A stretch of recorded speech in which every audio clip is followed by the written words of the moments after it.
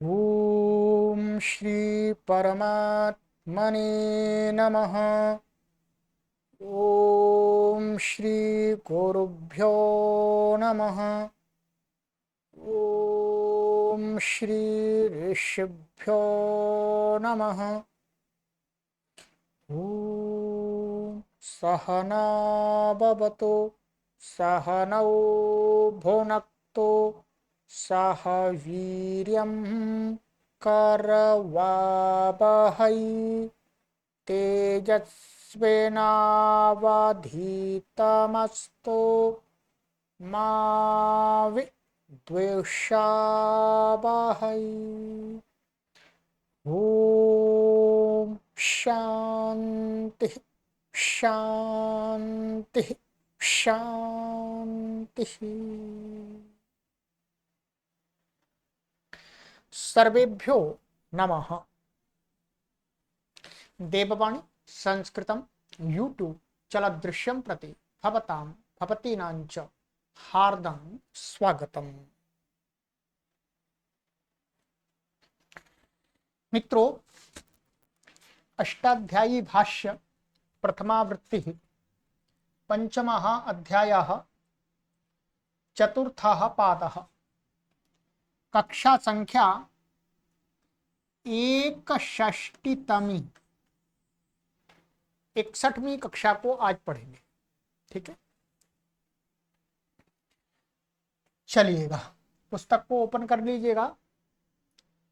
गत कक्षा में मैंने आपको कुछ सूत्र पढ़ाए थे। ठीक है, यहां तक आपको पढ़ाया था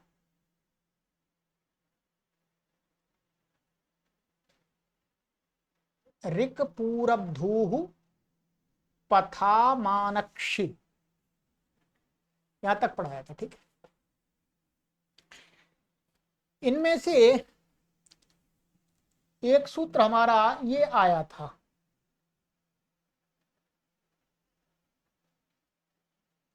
बहुव्रीहौ संख्ये डज अबहुणात्, माने डज अबहुगणात्, तो डज बहुगणात्।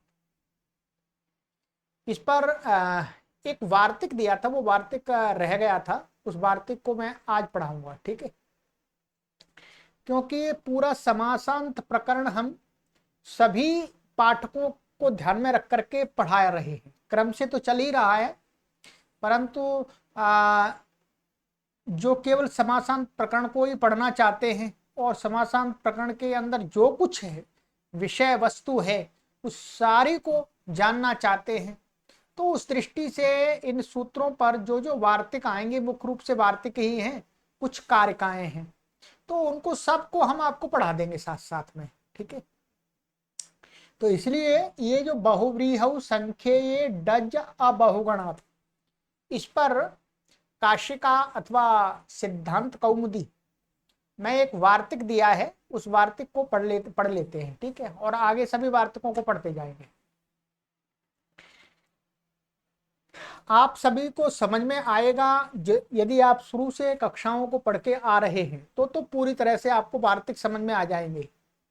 ठीक है, और जिनको नहीं समझ में आए उनकी हमें चिंता नहीं है, क्योंकि उनको क्रम से पढ़ना चाहिए, क्रम से पढ़ना चाहिए।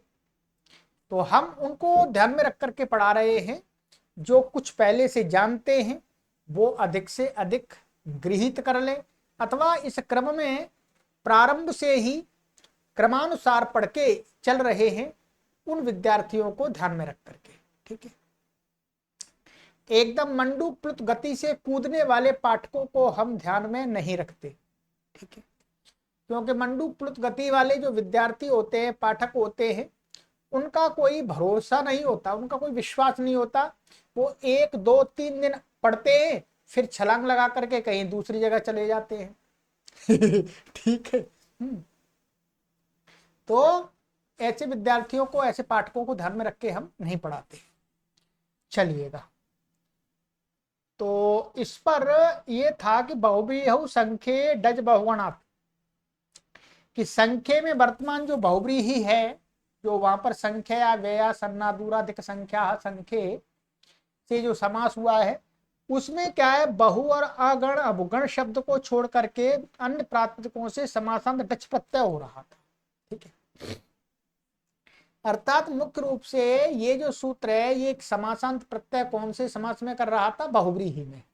ठीक है, परंतु यहां पर वार्तिककार कहते हैं कि बहुव्रीहि से अन्यत्र भी डच प्रत्यय दिखाई देता है। क्या, डच प्रत्यय समासांत। तो उसके लिए एक सूत्र बनाया है यहां पर, ये वार्तिक है, संख्यायास तत्पुरुषस्य वाच्यः। ये वार्तिक है, वार्तिक की संख्या है 3348। वार्तिकों की संख्या अष्टाध्यायी के सूत्रों से भी अधिक है। इस का अर्थ है कि जो ऊपर जो बहुव्रीहि संख्ये डज बहुवचनात् से जो डच प्रत्यय बहुव्रीहि समास में कहा है वो तत्पुरुष समास में भी कहना चाहिए। कहाँ कहना चाहिए? कहते हैं कि संख्यायाः, ऐसा तत्पुरुष समास जिसमें उत्तर पद माने उत्तर पद संख्यावाची हो। ये संख्यायाः उत्तर पदे उत्तर पदे संख्यायाः तत्पुरुषस्य समासान्तः डच प्रत्ययः वाच्यः वक्तव्यः, कहना चाहिए। ठीक है, कहते हैं उसका लाभ क्या है, क्या प्रयोजन है, तत्पुरुष में क्यों कहना चाहिए? तो कहते हैं कुछ उदाहरण मिलते हैं। कहते हैं निर्गतानि त्रिंशतो निस्त्रिंशानि वर्षाणि चैत्रस्य। कहते हैं ये उदाहरण मिलता है निस्त्रिंशानि। निस्त्रिंशानि ये उदाहरण क्या है, तत्पुरुष का है। हमने आपको वहां पर तत्पुरुष समास में कुछ वार्तिक पढ़ाए थे। एक पढ़ाया था अत्यादयः क्रांत्यर्थे इत्यादि में। ठीक है, अत्यादय क्रांत्यर्थे पंचम्या,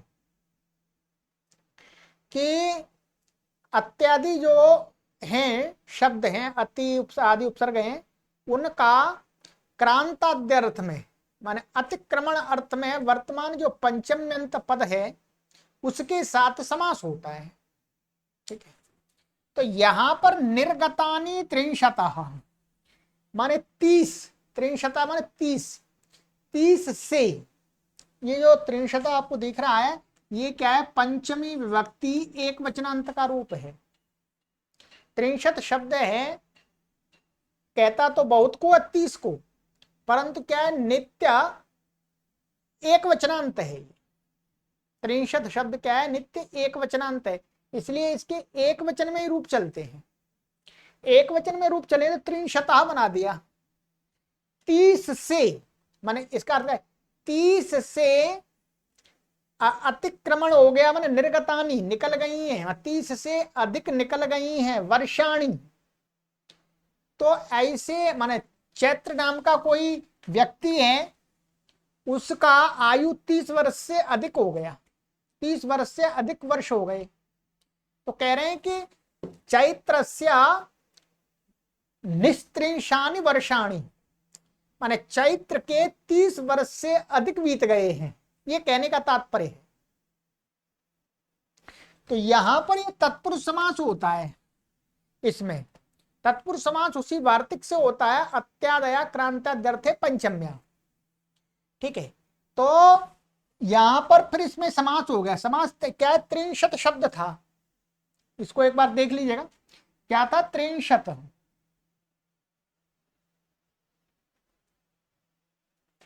तो इसका हम करेंगे ऐसे, निर्गत के अर्थ में निर है और निरसु, और यहां पर आ जाएगा आपका त्रिंशत।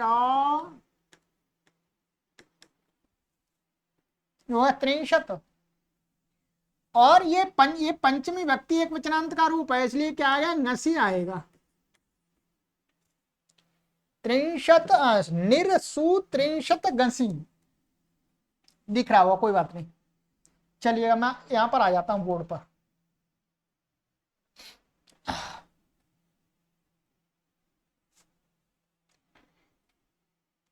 क्या है? निर्सुत्रिंशत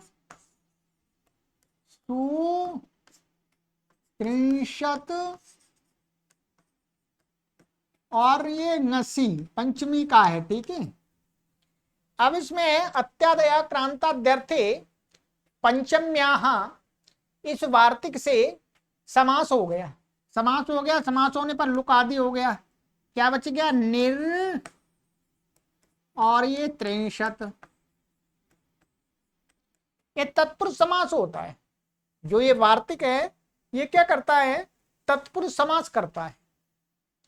तत्पुरुष समास करता है तो तत्पुरुष समास होने के कारण से इसमें डच की प्राप्ति नहीं थी, तो फिर इस वार्तिक ने संख्यायास तत्पुरुषस्य वाच्य, तो यहां पर डच का है। ये क्या है? संख्या बाद में उत्तर पद में और तत्पुरुष है ये, तो इसलिए डच प्रत्यय हो गया। डच्चा और अवचा, ठीक है जी। अवच गया आपका। अब यहां पर क्या करना है आपको? ये डित है, टे है, टेह से टी का लोप हो जाएगा। अतवाक का क्या बचेगा? निर और ये त्रिं ऐसा बचा, और डा का ये डच का। अब यहां पर इसको र को विसर्ग और सत्व हो जाएगा, ठीक है। र को क्या हो जाएगा? विसर्ग हो जाएगा, फिर उसको विसर्जनीय से सा हो जाएगा, तो क्या बन जाएगा आगे चल के आपका? ये निस्त्रिंशा ऐसा बन गया। अब ये किसको कह रहा है? वर्षाणी को कह रहा है। निस्त्रिंशाणी वर्षाणी माने 30 से अधिक वर्ष निकल गए हैं।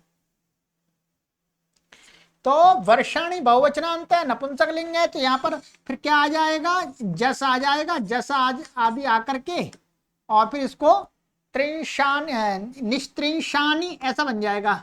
नुम आदि होकर के जो रूप बन जाएगा पूरा बन जाएगा। बस मुख्य रूप से हमें सिद्धि तो यहां तक आपको बतानी थी, ठीक है। तो निस्त्रिंशानी बहुवचन में बन गया नपुंसक लिंग में, ये इसका प्रयोजन हो गया।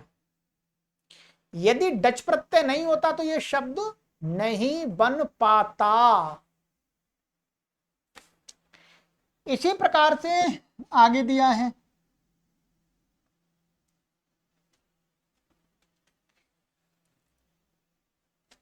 निर्गतः त्रिंशतः अंगुलिभ्यो निस्त्रिंशः खड्गः।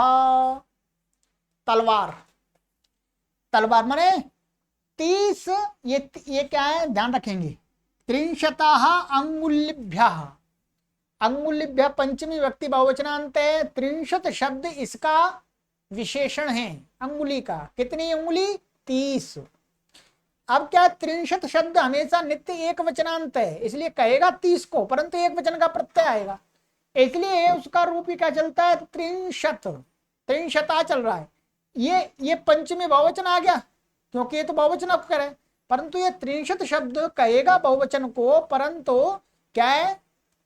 इसमें घसी आएगा एक वचन का। तो त्रिंशतः अंगुलिभ्यः 30 उंगलियों से निर्गतः, निर्गता माने अतिक्रता अतिक्रांतः खड्गः 30 अंगुल। अंगुली शब्द का अर्थ यहाँ पर अंगुल है। ये अंगुल होता है, ये एक अंगुली में 3 अंगुल होते हैं, ठीक है। अथवा ऐसा भी नाप दे 4 अंगुल ऐसा बोलते हैं, ठीक है। 4 अंगुल 4 अंगुल। तो कहते हैं कि 30 अंगुली जो परिमाण है उससे बड़ा तलवार, उसको क्या बोलते हैं? निस्त्रिंशः खड्गः। तो यहां पर भी क्या है? अत्यादयः क्रांताद्यर्थे पंचम्याः।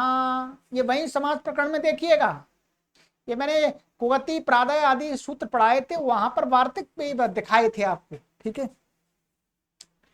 तो यहाँ पर भी निष्त्रिंशा, ये खड़गा पुल्लिंग है तो इसलिए निष्त्रिंशा वैसे ही बन जाएगा, डच प्रत्यय होकर के तत्पुरुष समास हो जाएगा। ये इसका मुख्य रूप से प्रयोजन है। ठीक है, तो ये वार्तिक ये है इस पर बस। अब ये हो गया आपका। अब इसके बाद हमारा, हमने ये सूत्र आपको पढ़ा दिया था पूरा। ठीक है, अब आता है हमारा सूत्र क्रम में 5-4-75। अच्छा, प्रत्यन्वा व पूर्वात् सामलोम्नः। अच्छा, प्रथमा व्यक्ति एक वचनांतम, प्रत्यन्वा व पूर्वात् पंचमी व्यक्ति एक वचनांतम, सामलोम्नः पंचमी व्यक्ति एक वचनांतम। समासः प्रतिश्चा अनुश्चा अवश्चा प्रत्यन्ववम्, प्रत्ययन्ववम् पूर्वं यस्य तत् प्रत्यन्ववम् न्वव पूर्वं, तस्मात् प्रत्यन्वव पूर्वात्। थोड़ा कठिन हो रहा है यहाँ पर। ठीक है, तो पहले इसमें समाहार द्वंद्व समास हो गया है, फिर इसमें बहुब्रीहि समास हो गया है।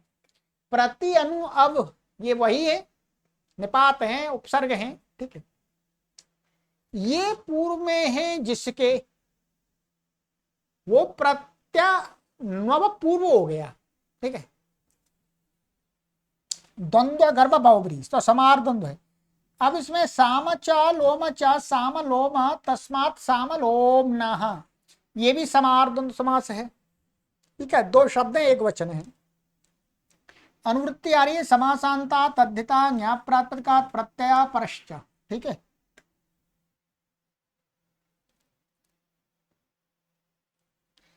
अर्थः प्रति अनु अव इत्येवं पूर्वात् समासान्ता लोमान्ताच्च प्रातिपदिकात् आच् प्रत्ययो भवति समासान्तः। ठीक है, प्रति अनु अब इति एवं पूर्वात्, माने ये पूर्व में है जिसके।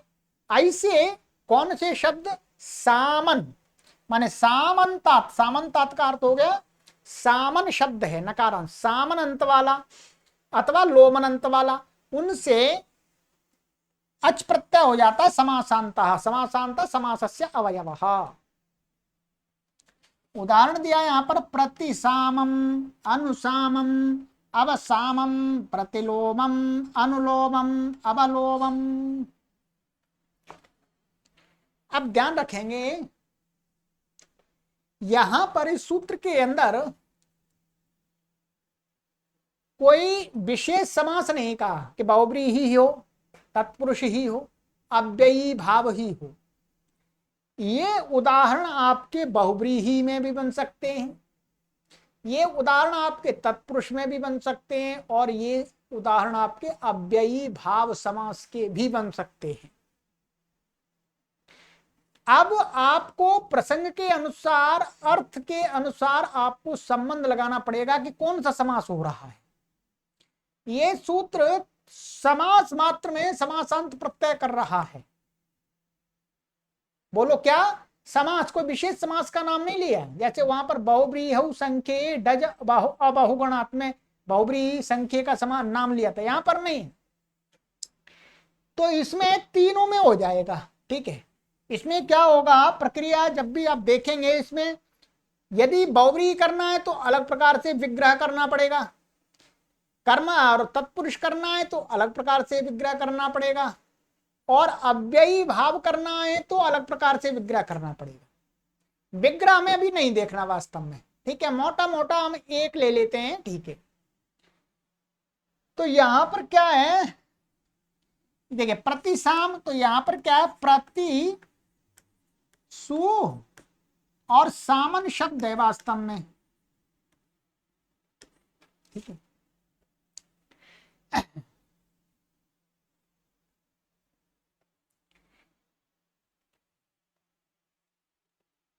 सु यहां पर भी ले आएंगे। ठीक है, हम अभी इसका ऐसा विग्रह कर देते हैं, प्रतिगतम साम। क्या? प्रतिगतम साम,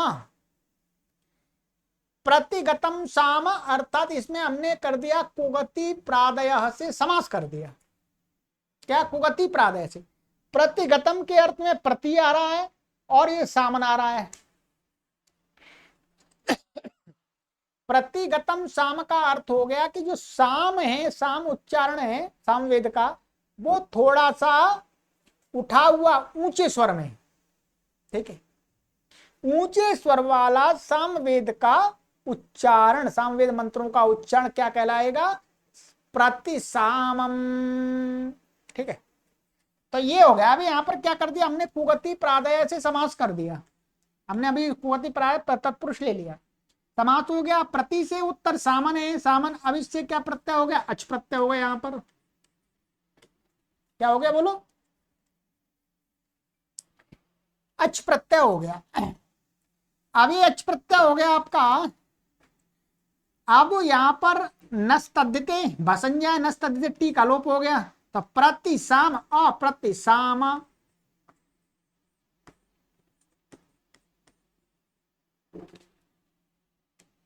स्वादि उत्पत्ति करके और नपुंसकलिंग में प्रतिसामम ऐसा बन गया। बस ऐसे बना लेना है। ऐसे ही आपका अनुसामम, अनुगतम साम, अनुसामम, अवगतम सामम, अवसामम, प्रतिगतम सा लोम, प्रतिगतम माने उठे हुए लोम, ये उठा हुआ लोम, रो बोलते रोम, तो प्रतिगतम लोम, प्रतिलोम। अब यहां बाहुरी कर सकते हैं, प्रतिगतानी लोमानी यस्य, ऐसा भी विग्रह कर सकते हैं। ठीक है, और ऐसा भी कर सकते हैं लोम प्रति, ये अव्ययी भाव का हो जाएगा। लोम प्रति माने लोम के प्रति, लोम की ओर, ये अर्थ आ जाएगा। और तत्पुरुष कर रहे हैं तो क्या आ जाएगा? प्रतिगतम लोमानी, प्रतिगतम लोम प्रतिलोमम माने उठा हुआ रोम। तो तीन अर्थ निकल सकते हैं, तीनों के विग्रह अलग अलग प्रकार से होंगे, शब्द का स्वरूप एक ही होगा। ठीक है, बहुब्रीहि में अन्य पदार्थ के अनुसार उसके वचन और लिंग हो जाएंगे। अव्ययी भाव समास में उसका एक ही लिंग और वचन होगा, एक वचन नपुंसक लिंग। तत्पुरुष में भी उसका प्राय करके एक ही लिंग और एक ही वचन होगा। फिर बाद में इसको बहुवचन में भी चला सकते हैं, कोई परेशानी नहीं है। ठीक है, तो ये हो जाएगा ऐसे अनुलोमम अवलोमम, अनुगतम लोमा अनुलोमम, अवगतम लोमा अवलोमम। सिद्धि सबकी ऐसे ही होगी, कोई परेशानी नहीं। चलिए,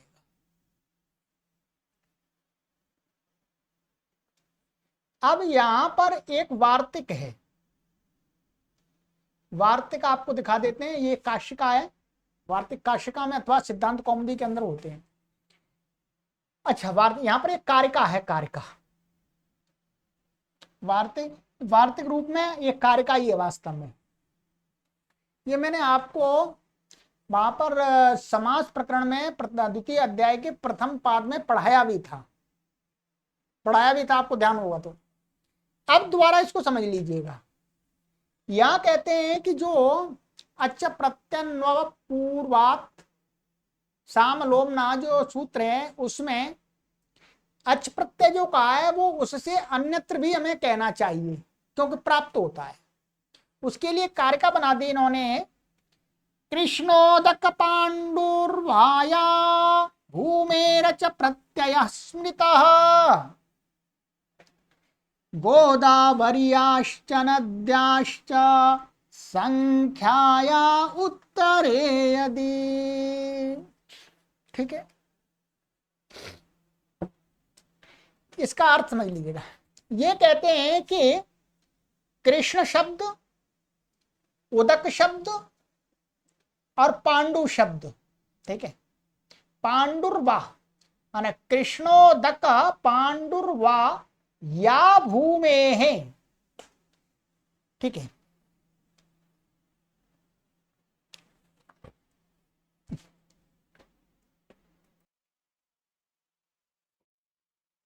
हाँ क्षमा कीजिए, यहां पर देखिए वही में डाउट हो रहा था, यहां पर एक अक्षर छूट गया है।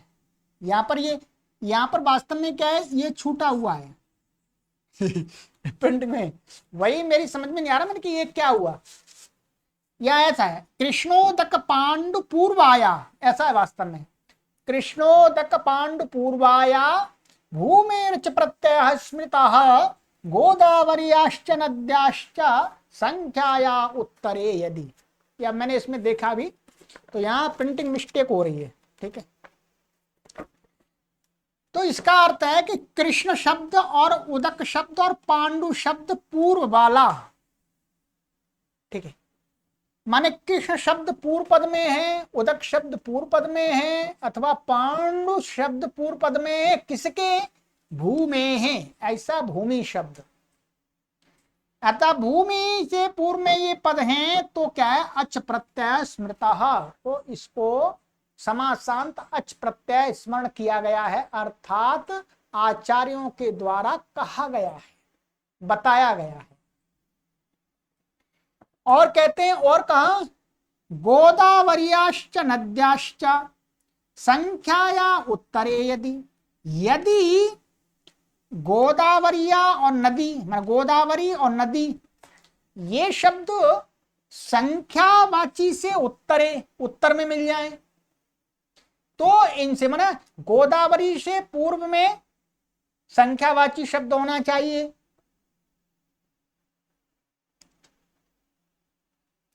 और नदी शब्द से पूर्व में संख्यावाची शब्द होना चाहिए, ठीक है।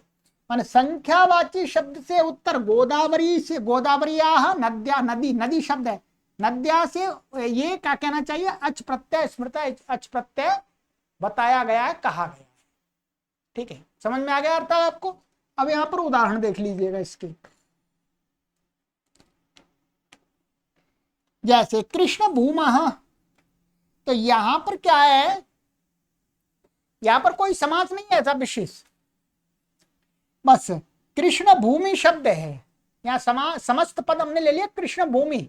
अब कृष्ण भूमि, कृष्ण शब्द क्या भूमि से पूर्व में, तो अच प्रत्यय होकर के और इसका टी का लोप हो जाएगा, वो यस्यति जैसे इकार का लोप होकर के कृष्ण भूमः बन गया। ऐसे ही पांडु भूमः, पहले यहां पर ये होना चाहिए उदक भूमः, उदक भूमः यहां पर पहले होना चाहिए, वो यहाँ क्रम में उदक दूसरे नंबर पर है। पंचनदम, अब देखिए नदी शब्द यहाँ पर क्या है? ऐसे ही यहां पर ये पहले होना चाहिए, पंच गोदावरम ये पहले होना चाहिए, उल्टा लिख दिया तो क्या है? पंचनदम। तो पंचनदम नदी शब्द यहां पर क्या है? संख्यावाची पंचन से उत्तर में है तो उससे भी हो गया अच प्रत्यय। और पंच गोदावरी, यहां पर पंच शब्द से संख्यावाची से गोदावरी उत्तर में है तो पंच नदी, पंच गोदावरम हो गया, ठीक है। यहां पर क्या हुआ था? ये दिखा रहे नदी विश्च, नदी विश्च पर ये समास किया था हमने इन दोनों में, पंचनदम और पंच गोदावरम, सप्त गोदा, सप्त नदम, ऐसा आदि समास किया था हमने वहां पर, ठीक है। तो अब यहां पर क्या हुआ देख लीजिएगा सिद्धि भी। जैसे ऐसा है कृष्ण सु और भूमि सु, यहां वास्तव में क्या है? ये कृष्णा सु आएगा। भूमि शब्द क्या है? स्त्रीलिंग है, क्या है? स्त्रीलिंग। अब यहां पर वो हो गया आपका समास, कृष्णा चासौ भूमिश्च, ऐसा समास कर सकते हैं। अथवा ऐसा कह सकते हैं कृष्णा भूमि ही यस्य, बहुब्री भी कर सकते हैं, अब भी भाव नहीं होगा इसमें, ठीक है। कृष्णा भूमि ही यस्य मनुष्यस्य सह मनुष्य कृष्ण भूमः, माने काली भूमि, माने काली मिट्टी वाला खेत है जिस व्यक्ति का, उस व्यक्ति को क्या बोलेंगे? कृष्ण भूमः, ठीक है। अथवा काली मिट्टी के जो भूमि है उसको भी बोल सकते हैं, काली मिट्टी खेत है उसको कृष्ण भूमा भी बोल सकते। तो यहाँ पर कुल मिलाकर के ये क्या है? स्त्रीलिंग है, इसका विशेषण स्त्रीलिंग आया कृष्णा, पर इसको क्या है फिर? स्त्रिया पुंसकादनु समानाधिकरणे स्त्रिया पूर्णी प्रियादिशु से क्या है? पूर्ण भाव हो जाएगा, पूर्ण भाव हो जाएगा, पूर्ण भाव होकर के कृष्ण बन जाएगा। अब इसका समास हो गया, जो भी समास करेंगे, ठीक है। यदि तत्पुरुष समास करेंगे कर्मधारय तो विशेषणम विशेष्यण बहुलम से हो जाएगा। बहुव्रीहि करेंगे तो अनेक मन्य पदार्थे से हो जाएगा। ठीक, तो अब यहां पर समास हो गया। अच्छा, यहाँ ये सु आ जाएगा। ठीक है, यहां पर तो ये सु इसका लुक हो जाएगा।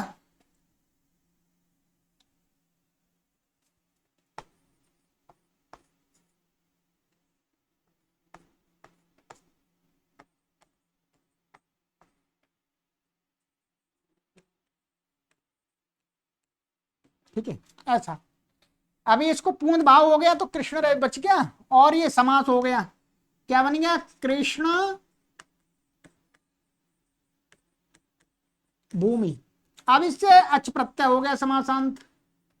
यस्यति जैसे इकार का लोप हो गया, ये अ इसमें मिल गया, स्वादि उत्पत्ति करके कृष्ण भूमा। ऐसे ही पांडु भूमा, पांडु भूमि ही यस्य सा पांडु भूमि माने, पांडु माने पीली मिट्टी, पीली मिट्टी वाली भूमि है जिसकी। उदक भूमा माने उदक का अर्थ है पानी से युक्त मिट्टी, माने पानी वाली भूमि है जिसकी। ऐसे पंचनदम, तो यहां पर क्या है? पंचानाम नदीनाम समाहारः पंचनदम, 5 नदियों का समाहार। तो नदी विशेष से समास होता है इसमें।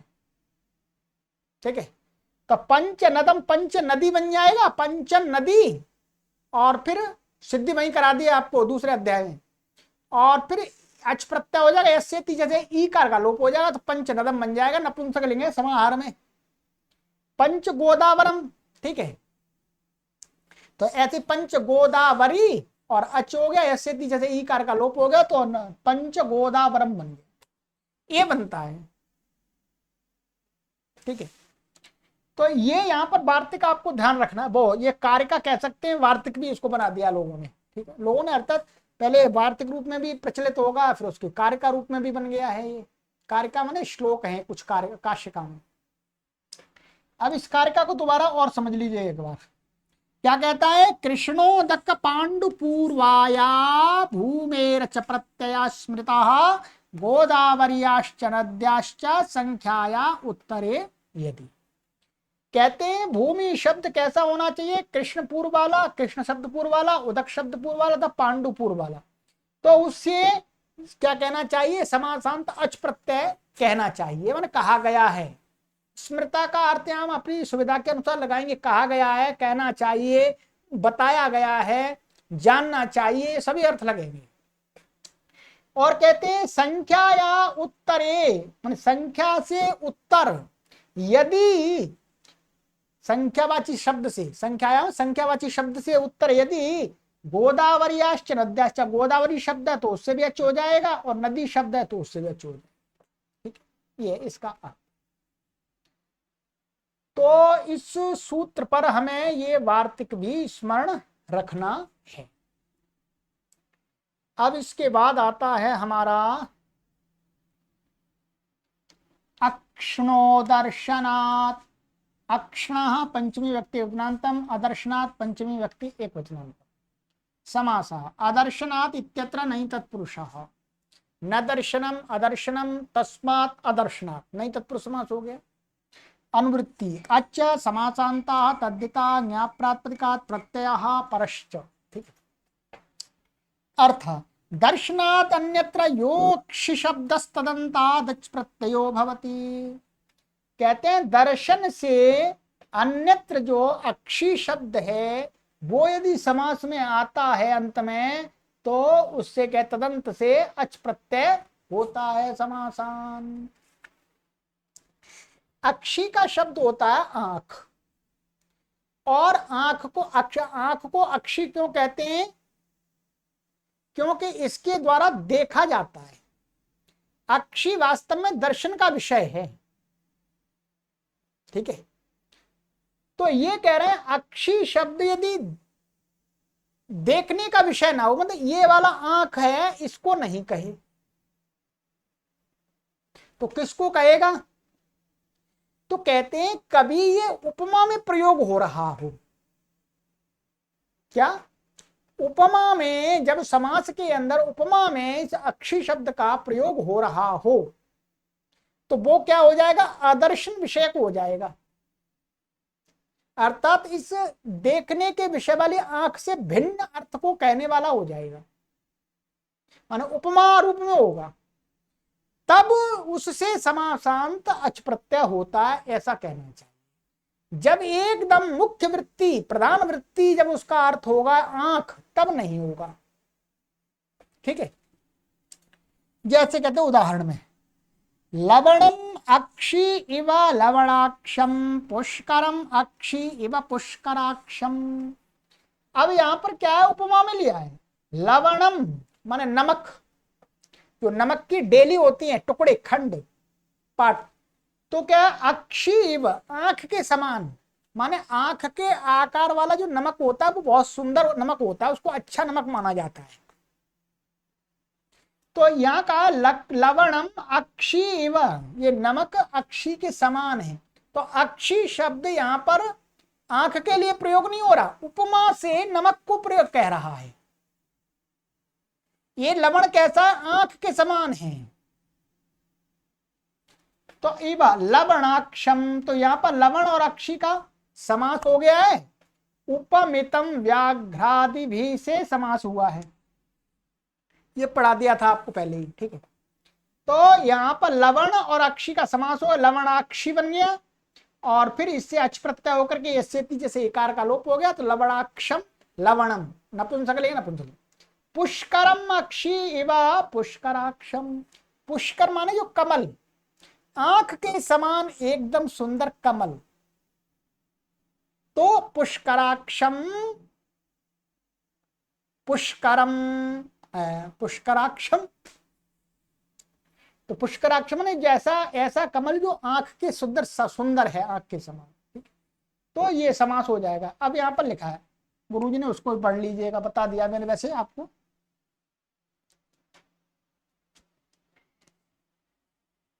दर्शन देखा जाता है जिससे इस विषय से अन्यत्र जो अक्षी शब्द तदंत से अच प्रत्यय समासांत हो जाता है। अक्षी शब्द आंख का वाचक है, सो जहां मुख्यार्थ वृत्ति से दर्शन अर्थ होगा वहां अच प्रत्यय नहीं होगा। उपमितम व्याघ्रादिभि से लवणाक्षम आदि में समास हुआ है। पूर्वत सिद्धि में टीका लोप जाने, टीका लोप अर्थात टीका लोप नहीं होगा यहाँ पर, तो यस्य तीचे से इकार का लोप होगा, टीका लोप को जरूरत नहीं है, टीका तो प्राप्त ही नहीं है, डित प्रत्यय है ही नहीं। ठीक है, तो टीका नहीं होगा, वास्तव में यस्य तीचे से इकार का लोप हो जाएगा। लवणाक्षम पुष्कराक्षम।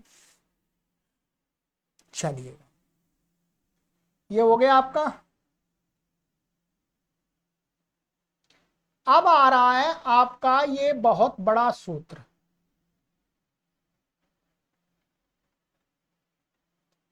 ये अष्टाध्यायी का एक बड़ा सूत्र है। ऐसा कह सकते हैं कि अष्टाध्यायी का ये सबसे बड़ा सूत्र है। अब बड़ा सूत्र है तो बड़े सूत्र के लिए फिर समय भी चाहिए। आज की कक्षा का तो समय लगभग होने वाला ही है, इसको पढ़ाने में पूरी एक कक्षा चाहिए, तब आपको अच्छी प्रकार से समझा देंगे। ठीक है, तो इसका तात्पर्य क्या हुआ, इसको सूत्र को हम अगली कक्षा में पढ़ेंगे। जहां जहां वार्तिक आएंगे उनको पढ़ाते रहेंगे, आपको जितना समझ में आ जाए उतना समझ लीजिएगा, बाकी जब काश का पढ़ाएंगे आपको तो पूरा समझ में आ जाएगा, अथवा सिद्धांत कौमुदी की कक्षा चलेगी उसमें आप समझ लीजिएगा। चलिए मित्रों, इस बात को हम जानते हैं कि जिस विद्या को हम पढ़ा रहे हैं उस विद्या को पढ़ने का सामर्थ्य रखने वाले विश्व के अंदर बहुत कम संख्या में लोग हैं। ठीक है, क्योंकि इस विद्या को पढ़ने के लिए बहुत सामर्थ्य चाहिए, बुद्धि रूपी सामर्थ्य बहुत चाहिए, परिश्रम रूपी सामर्थ्य बहुत चाहिए, पर्याप्त समय चाहिए। और इस प्रकार के पाठक संसार में दुर्लभ होते हैं, अर्थात कम संख्या में होते हैं, अंगुलियों पर गिनने वाली संख्या में होते हैं। ध्यान रखिएगा। और हम पढ़ा रहे हैं, हमारे पढ़ने वालों की संख्या बिल्कुल नगण्य है, ना के बराबर है, और हमें पुरुषार्थ महान करना पड़ रहा है। परंतु फिर भी हम निराश नहीं है, हताश नहीं है, हम उत्साहित हैं।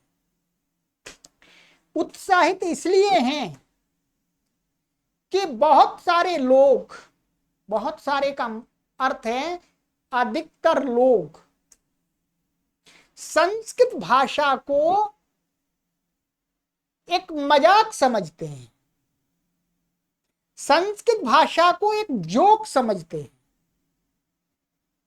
संस्कृत भाषा को ऐसा समझते हैं कि संस्कृत भाषा तो अरे कुछ भी नहीं है।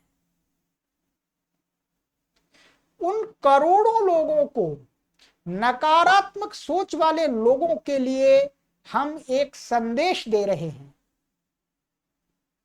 हम उनके लिए एक मैसेज छोड़ रहे हैं कि संस्कृत भाषा सामान्य भाषा नहीं है। इसको समझने के लिए आपकी बुद्धि और आपके शरीर को पसीने छोड़ने पड़ेंगे। ठीक है, आपका दिमाग हिल जाएगा। ये संदेश समाज में जा रहा है और इस संदेश के कारण ही हम उत्साह से आपको भरपूर परिश्रम के साथ पढ़ा रहे हैं। चाहे हमारे पढ़ने वालों की संख्या हो 10, चाहे हो 1, कोई परेशानी नहीं। परंतु जो सोचते हैं कह रहे संस्कृत तो कोई भी पढ़ सकता है, थोड़ा सा पढ़ लिया जी हो गया, नहीं। संस्कृत भाषा और संस्कृत भाषा के व्याकरण के समक्ष संसार की कोई भी भाषा और कोई भी व्याकरण शून्य के बराबर है, शून्य के बराबर है। संस्कृत भाषा का जो व्याकरण है और संस्कृत जो भाषा है वो समुद्र के समान है, और जो भी आपकी अंग्रेजी या जो भी अन्य भाषाएं हैं और उनके जो ग्रामर हैं, व्याकरण हैं, वो छोटे छोटे तलैयों के समान है, तालाब के समान है। ये संदेश लोगों में चला जाता है तो ये हमारे लिए बहुत बड़ी उपलब्धि है। ठीक है, आज नहीं तो कल, 20 साल बाद, 30 साल बाद लोग पढ़ेंगे। ठीक है, क्योंकि ये कार्य ही ऐसा है, 1 वर्ष में या 2 वर्ष में नहीं हो सकता। इसके लिए हमने पूरा अपना जीवन समर्पित किया हुआ है, इसमें ही लगे रहते हैं। हमें कोई मान सम्मान धन की चिंता नहीं है, केवल इस कार्य की चिंता है कि एक कार्य हो जाए, एक अनूठा कार्य हो जाए, एक अद्भुत कार्य हो जाए जिसका लोग आगे लाभ ले सके। जिस कार्य को बड़ी बड़ी संस्थाएं अथवा सरकार नहीं कर सकती है, उस कार्य को हम संस्कृत भाषा के क्षेत्र में कर रहे हैं, ये हमें प्रसन्नता दिलाता है। तो आइएगा मित्रों, हम आपसे यही निवेदन करते हैं कि आप अधिक से अधिक से संदेश को प्रचारित प्रसारित करते रहे, जिससे संस्कृत भाषा की जो गरिमा है, जो गूढ़ता है, वो लोगों के समक्ष पहुंचे, लोग समझे। इसके व्याकरण को पढ़ने के लिए बहुत शक्ति व्यय करनी पड़ती है, बहुत दिमाग लगाना पड़ता है। चलिएगा, सर्वेभ्यो नमः।